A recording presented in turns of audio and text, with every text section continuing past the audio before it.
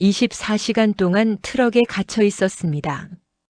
영하의 날씨, 부러진 다리, 피가 머리로 쏠리는 고통.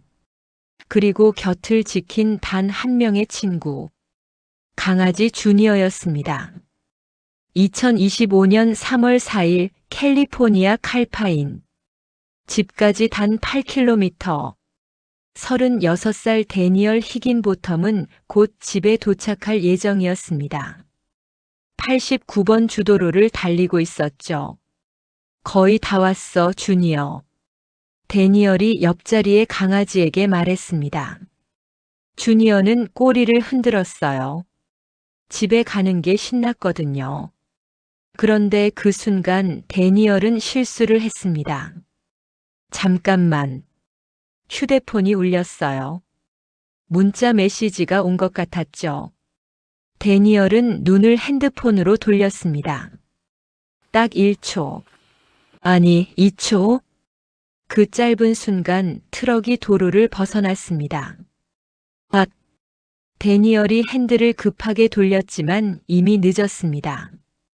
트럭은 도로 밖으로 날아갔어요. 제가 공중에 떠 있었어요. 데니얼은 나중에 이렇게 회상했습니다. 트럭이 공중으로 날아올랐다가 땅으로 떨어졌죠. 한 번, 두 번, 세 번. 트럭이 구르기 시작했습니다. 쾅, 쾅, 쾅. 유리창이 깨지는 소리, 금속이 찌그러지는 소리, 데니얼의 비명소리. 모든 게 한꺼번에 들렸습니다.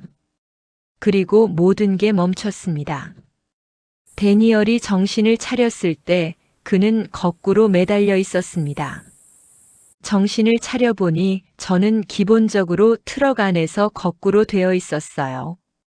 트럭은 도로에서 약 9m 아래 경사면으로 굴러떨어졌습니다. 그리고 옆으로 뒤집혀 있었죠. 데니얼은 운전석에서 옆으로 매달려 있었습니다. 핸들이 그의 가슴을 짓누르고 있었어요. 통증이 밀려왔습니다. 오른쪽 다리에서 엄청난 고통이 느껴졌어요. 뭔가 잘못됐다는 걸 직감적으로 알 수 있었죠. 다리가 부러진 것 같았습니다. 아니, 으스러진 것 같았어요. 머리로 피가 쏠렸습니다. 몸이 옆으로 매달려 있으니까 중력 때문에 피가 머리 쪽으로 몰렸거든요. 머리가 터질 것 같았습니다. 주니어. 데니얼이 소리쳤습니다. 강아지가 어디 있는지 보이지 않았거든요. 왈, 왈. 다행히 주니어의 짖는 소리가 들렸습니다. 주니어는 살아있었어요. 충돌 당시 창문 밖으로 튀어나가서 다치지 않았던 거죠. 데니얼은 안도했습니다. 최소한 주니어는 무사했으니까요. 좋아, 주니어. 괜찮아. 하지만 데니얼 본인은 전혀 괜찮지 않았습니다. 그는 핸들 아래 갇혀 있었고 움직일 수가 없었어요. 나가야 해. 데니얼은 몸을 움직여 보려고 했습니다. 하지만 조금만 움직여도 엄청난 통증이 밀려왔죠. 다리가 뭔가에 눌려 있었거든요. 아마 트럭 내부 구조물에 끼인 것 같았어요. 아! 데니얼은 비명을 질렀습니다. 통증이 너무 심했거든요. 이 시간 동안 데니얼은 빠져나오려고 발버둥쳤습니다. 온 힘을 다해 몸을 비틀고 핸들을 밀어내려 했죠. 하지만 소용없었어요. 이 시간 동안 싸웠어요. 그런 다음 저는 깨달았죠. 나는 갇혔다고. 그리고 나갈 수 없다고. 데니얼은 포기했습니다. 아니, 현실을 받아들였다고 해야 맞을까요? 그는 스스로 빠져나올 수 없다는 걸 알았습니다. 누군가의 도움이 필요했죠. 휴대폰.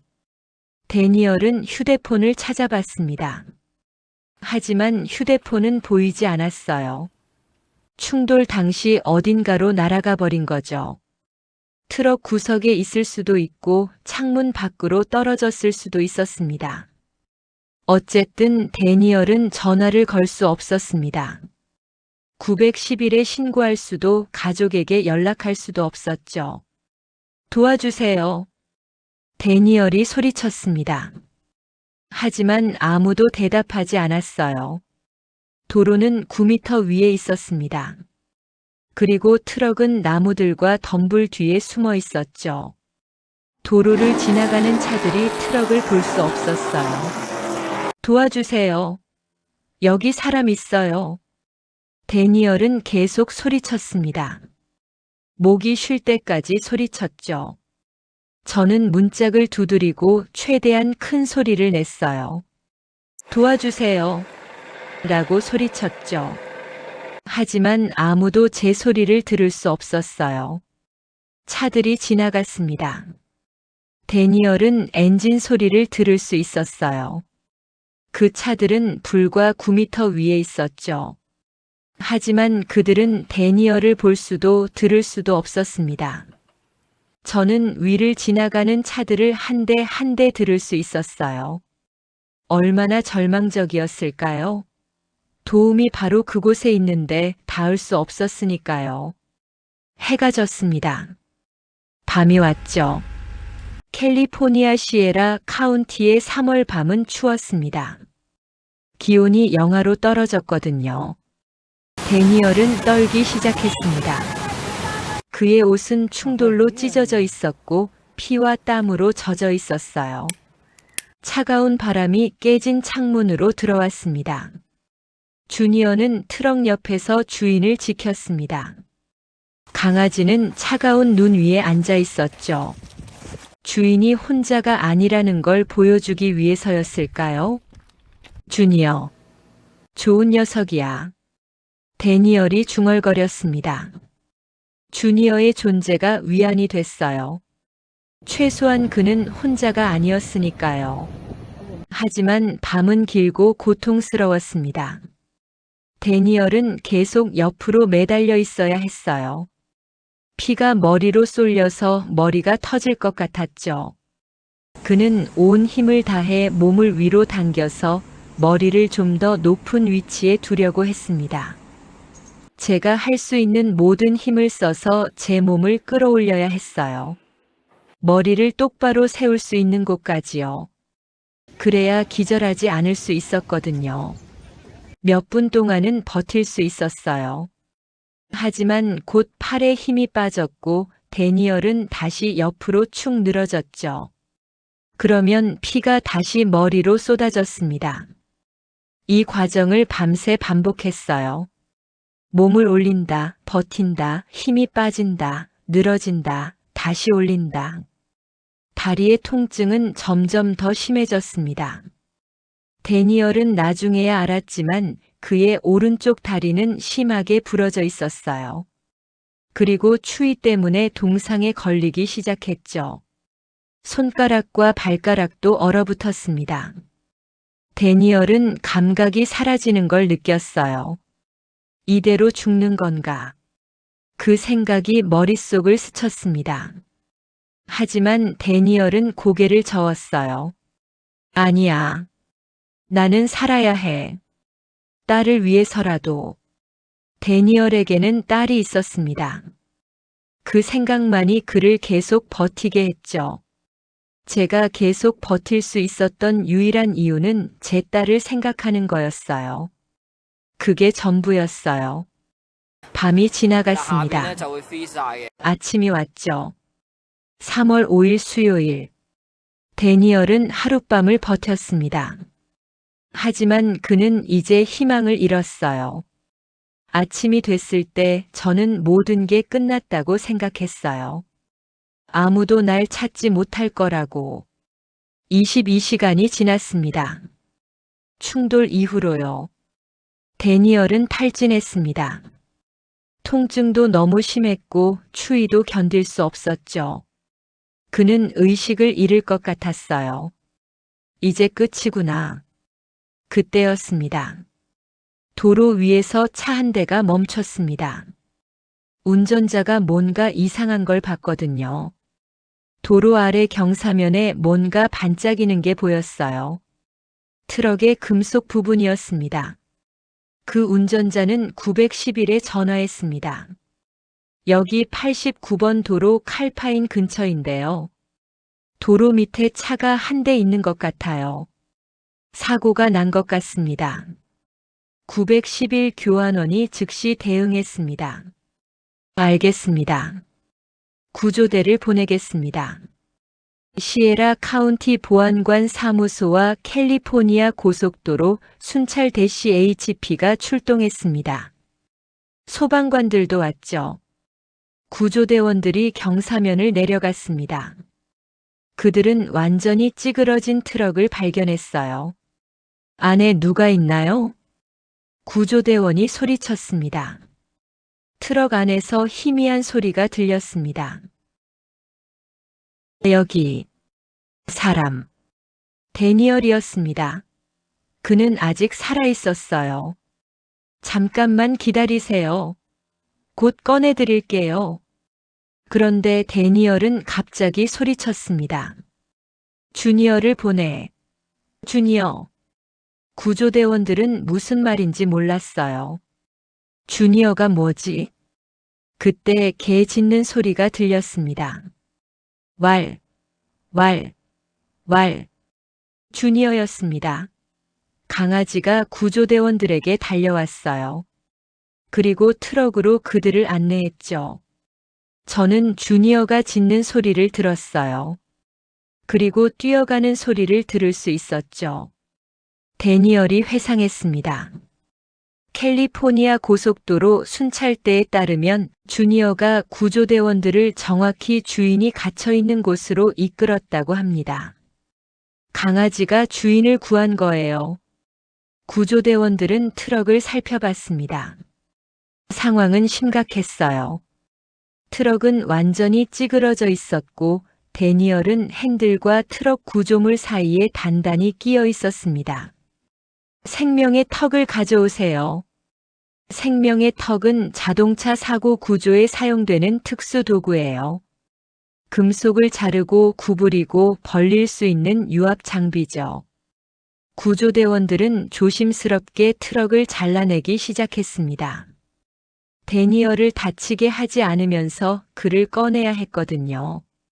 30분이 걸렸습니다. 아니, 1시간이 걸렸어요. 구조대원들은 땀을 뻘뻘 흘리며 일했죠. 드디어 공간이 확보됐습니다. 이제 나올 수 있어요. 구조대원들이 조심스럽게 데니얼을 트럭에서 꺼냈습니다. 그를 들것에 눕혔죠. 하지만 문제가 있었어요. 트럭은 9m 아래 경사면에 있었거든요. 들것을 들고 그 가파른 경사면을 올라갈 수는 없었죠. 구조대원들은 도르래 시스템을 설치했습니다. 밧줄과 도르래를 사용해서 들것을 천천히 위로 끌어올렸어요. 데니얼은 들것에 누워서 하늘을 봤습니다. 푸른 하늘이 보였어요. 그 순간 저는 깨달았어요. 이게 꿈이 아니라는 걸. 저는 구조됐다는 걸. 들것이 도로 위로 올라왔습니다. 구급차가 기다리고 있었죠. 주니어는 어디 있어요? 데니얼이 물었습니다. 구조대원들이 웃으며 대답했어요. 걱정 마세요. 주니어도 함께 갈 거예요. 주니어는 구급차에 탔습니다. 주인 옆에 앉았죠. 꼬리를 흔들고 있었어요. 데니얼은 플루마스 지역 병원으로 이송됐습니다. 의사들이 그를 검사했죠. 결과는 충격적이었어요. 오른쪽 다리 심하게 부러지고 동상, 왼쪽 다리 다발성 골절, 갈비뼈 여러 개 부러짐, 골반 골절, 가슴뼈 골절, 등 부상, 손가락과 발가락 동상, 특히 오른쪽 다리 상태가 심각했습니다. 24시간 동안 영하의 날씨에 노출돼 있었거든요. 동상이 너무 심해서 다리 조직이 죽어가고 있었어요. 의사들은 여러 차례 수술을 했습니다. 등과 다리를 고정하고 부러진 뼈들을 맞췄죠. 하지만 오른쪽 다리는 살릴 수 없었습니다. 의사가 데니얼에게 말했습니다. 죄송합니다. 오른쪽 다리를 절단해야 합니다. 무릎 아래부터요. 데니얼은 고개를 끄덕였습니다. 알겠습니다. 하세요. 놀랍게도 데니얼은 침착했어요. 다리를 잃는다는 게 얼마나 큰 일인데도요. 저는 괜찮아요. 왜냐하면 저는 살아있으니까요. 데니얼이 말했습니다. 의사들은 절단 수술을 했습니다.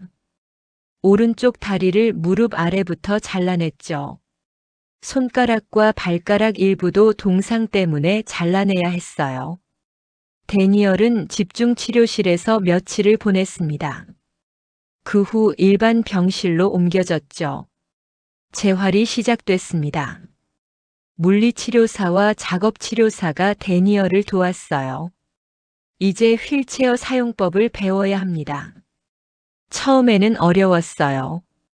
데니얼은 평생 두 다리로 걸어 다녔는데 이제는 한쪽 다리만 있었으니까요. 균형 잡기가 힘들었죠. 하지만 데니얼은 포기하지 않았습니다. 매일 연습했어요. 휠체어를 타고 목발로 걷는 연습을 했죠. 3주 후 데니얼은 처음으로 병원 밖으로 나갔습니다. 와, 햇살이 좋네요. 그는 휠체어에 앉아 햇빛을 느꼈어요. 살아있다는 게 얼마나 감사한 일인지 깨달았죠. 주니어도 함께 있었습니다. 강아지는 데니얼의 휠체어 옆을 걸었어요. 마치 주인을 지키고 있는 것처럼요. 언론이 이 이야기를 보도했습니다. 24시간 동안 트럭에 갇혀 있던 남성 기적적으로 구조 강아지가 주인을 구했다. 절단 수술에도 불구하고 긍정적인 태도. 뉴스가 나가자 전국에서 반응이 왔습니다. 정말 대단한 분이에요. 긍정적인 태도가 놀라워요. 주니어가 진짜 영웅이네요. 한쪽 다리를 잃었는데도 살아있어서 괜찮다라고 말하다니. 존경합니다. 데니얼의 가족은 고펀드미에서 모금 활동을 시작했습니다. 데니얼이 휠체어를 탈 수 있는 새 집과 새 차가 필요했거든요. 사람들이 기부했습니다. 낯선 사람들이 데니얼의 이야기를 듣고 감동받은 사람들이 돈을 보냈죠. 우리가 도울 수 있어서 기쁩니다. 당신은 영웅입니다, 데니얼. 주니어에게 간식 좀 사주세요. 데니얼은 사람들의 친절함에 감동받았습니다. 저는 믿을 수가 없어요. 이렇게 많은 사람들이 저를 도와주다니. 몇 주 후 기자가 데니얼을 인터뷰했습니다. 어떤 기분이세요? 다리를 잃으셨는데. 데니얼은 미소를 지었습니다. 저는 잃은 것에 대해 생각하지 않으려고 해요. 대신 얻은 것에 대해 생각하죠. 얻은 것이요? 네. 저는 새로운 관점으로 인생을 살 기회를 얻었어요. 그리고 제 이야기를 나눌 수 있게 됐죠. 다른 사람들에게 희망을 줄 수 있어요. 사고에 대해서는 어떻게 생각하세요? 데니얼은 잠시 생각했습니다. 제가 핸드폰을 보지 않았어야 했죠.